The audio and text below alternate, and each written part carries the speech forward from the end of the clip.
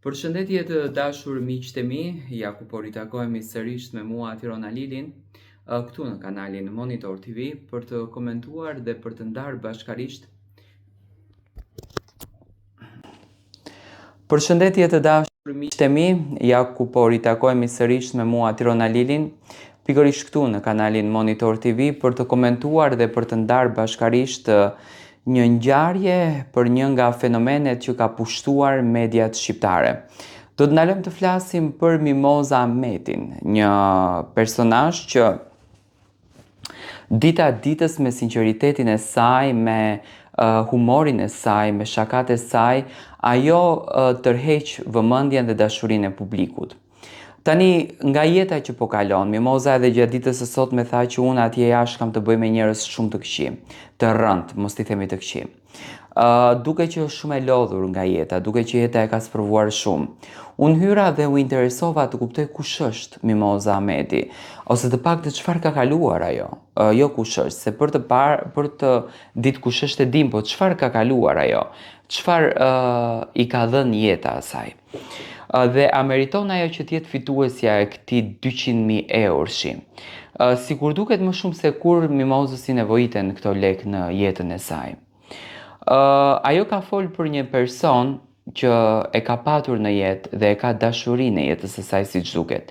Ai vuan nga një sëmundje dhe Mimoza është detyruar që atë ta lënë në një pozicion, në një vend tjetër. Ajo thotë, është shumë e vështirë dhe jam tërësisht vetëm në këtë mbijetim. I kam siguruar diku një vend, thot, për partnerin e saj. Vetë, por jashtëzakonisht e vështirë, thot. Sepse është goxha pa qejf dhe nuk e ndihmon dot njeri. Ai nuk është në gjendje ta kuptoj përjetimin tim. E para se është i ri, e dyta sepse sëmundja ka dërmuar në ekstrem.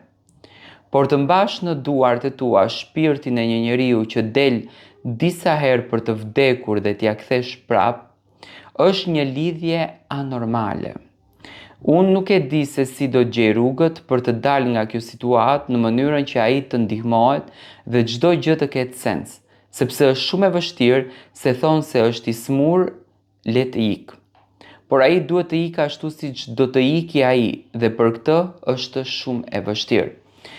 Ndërsa familja e tij, mamaja ka pasur disa përplasje me të se është divorcuar, do me thënë nëna e djalit në fjalë, është pedagoge, profesoreshe kimis, por për fat të keq ajo ka edhe vajzën 10 vite më të vogël me këtë sëmundje. Vajza ka 2 fëmijë dhe të dyja janë të divorcuara, megjithse jetojnë në kushte shumë të mira, shumë më të mira se kushtet e mia.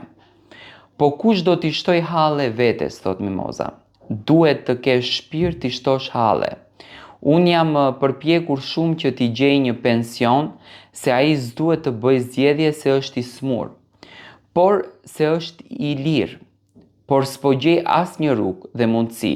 Kam shkruajtur, pash që në qytetin e tij është një zonjë, nën e bi me pasuri të jashtëzakonshme. Një nga më të pasurat në botë, fola me një shoqe që erdhi nga Zvicra dhe i thash si është e mundur që për këtë kategori, dhe më tha, dëgjoj Moza, edhe ata që bëjnë bamirësi bëjnë me politika të caktuara për të përfituar diçka, jo se doli një i smur dhe hajde ta ndihmojmë. Bëj disa punë, punoj në universitet, një projekt televiziv që shpresoj ta vazhdoj. Donjëherë i them vetes, lëre këtë mos të kapi trunin. Por ka plot momente që bëj një shkëputje dhe njëherë më tha që çdo gjë është qendër për ty përveç meje. Por është i smur, është gjynaf, me shpirt edhe pse më ka lodhur dhe nuk më trajton në atë standard që do doja, e ka nga sëmundja dhe unë e kuptoj. Do të doja që të dali sa më i pacënuar në një hapësirë ndihmuese. Do me thënë, arsyeja që unë e kuptoj që Moza ka përzgjedhur që të jetë pjesë e fermës është arsyeja që të ndihmoj veten e saj njëherë dhe të dashurin, pasi që do me thënë e kuptojmë që Moza jeton nga një rrogë dhe nga mundësi që asaj i jepen për jetën. Andaj nuk duhet paragjykuar njeriu. Do me thënë Moza, siç duket, pas ka shumë vuajtje në jetë.